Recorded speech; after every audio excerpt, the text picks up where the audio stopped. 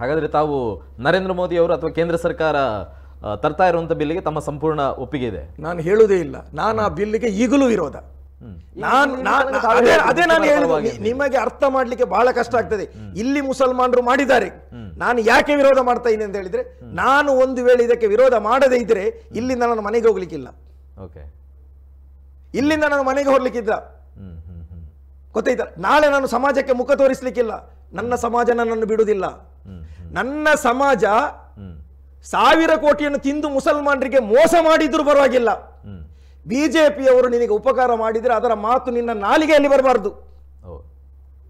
ಹಾಗಾಗಿ ನಾಲಿಗೆಯಲ್ಲಿ ಬರಬಾರ್ದು. ಒಂದು ನಿಮಿಷ, ಬಿಜೆಪಿಯನ್ನು ನೀನು ಹೊಗಳಿದ್ರೆ ನೀನು ಮುಸ್ಲಿಂ ವಿರೋಧಿ, ನೀನು ಮುಸ್ಲಿಂ ವಿರೋಧಿ.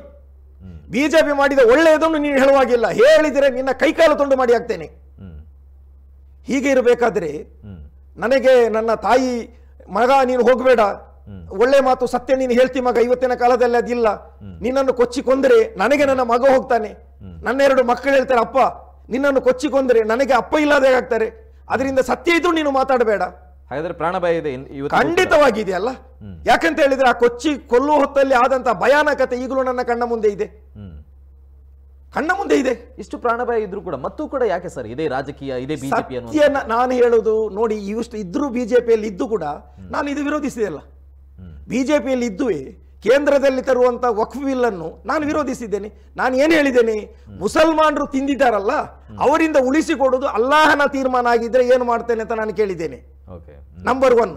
ಎರಡನೆಯದಾಗಿ ನಾನು ಹೇಳ್ತೇನೆ, ಇನ್ನೊಂದು ಇದರಲ್ಲಿ ವಿರೋಧಿಸುವ ಕಾರಣ ಏನಂತ ಹೇಳಿದ್ರೆ, ಬಿಜೆಪಿ ಓಪನ್ ಆಗಿ ಹೇಳ್ತದೆ ನಮಗೆ ಮುಸಲ್ಮಾನರು ಬೇಡ, ಬಿಜೆಪಿ ಓಪನ್ ಆಗಿ ಹೇಳ್ತದೆ ನಾವು ಹಿಂದೂ ರಾಷ್ಟ್ರ ಮಾಡ್ತೇವೆ, ಬಿಜೆಪಿನ ಓಪನ್ ಆಗಿ ಹೇಳ್ತದೆ ಎಲ್ಲ ರೀತಿಯಲ್ಲೂ ಈ ರೀತಿಯ ಪ್ರತಾಪ್ ಅಂತವರ ಮಾತುಗಳು ಕೇಳ್ತದೆ.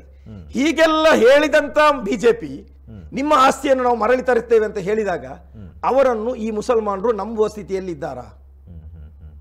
ಈಗ ನೀವು ಇದ್ದ ಎಂಪಿಗಳನ್ನು ತೆಗೆದಿದ್ದೀರಿ, ಇದ್ದ ರಾಜ್ಯಸಭಾ ಸದಸ್ಯರನ್ನು ತೆಗೆದಿದ್ದೀರಿ, ನಿಮ್ಮಲ್ಲಿ ಯಾವ ಇಂಡಿಯಾದಲ್ಲಿ ಎಂಪಿಗಳಿಲ್ಲ, MLAಗಳಿಲ್ಲ, ವಿಧಾನ ಪರಿಷತ್ ಸದಸ್ಯರಿಲ್ಲ, ಮುಸಲ್ಮಾನರಿಗಿರುವ ಎಲ್ಲ ಹುದ್ದೆಗಳನ್ನು ನೀವು ತೊಡೆದು ಹಾಕಿದ್ದೀರಿ. ಪಕ್ಷದಿಂದಲೂ ಕಾರ್ಯಕರ್ತರಾಗಿ ನೀವು ಇರೀರಿ, ನಾಯಕರಾಗಲಿಕ್ಕೆ ನಿಮಗೆ ಅವಕಾಶ ಕೊಡುವುದಿಲ್ಲ ಅಂತ ಮಾಡಿದ್ದಾರೆ. ಇಷ್ಟೆಲ್ಲ ಆಗಿಯೂ ಇಂಥ ಮಾತುಗಳೆಲ್ಲ ಇರುವಾಗ ನಾವು ಆಕಾಶದಿಂದ ಸ್ವರ್ಗವನ್ನು ತಂದು ನಿಮಗೆ ಕೊಡ್ತೇವೆ ಅಂತೇಳಿ ಬಿಜೆಪಿ ಹೇಳಿದ್ರು, ಅದನ್ನು ನಂಬುವ ಸ್ಥಿತಿಯಲ್ಲಿ ಇವತ್ತು ಮುಸಲ್ಮಾನರು ಇಲ್ಲ.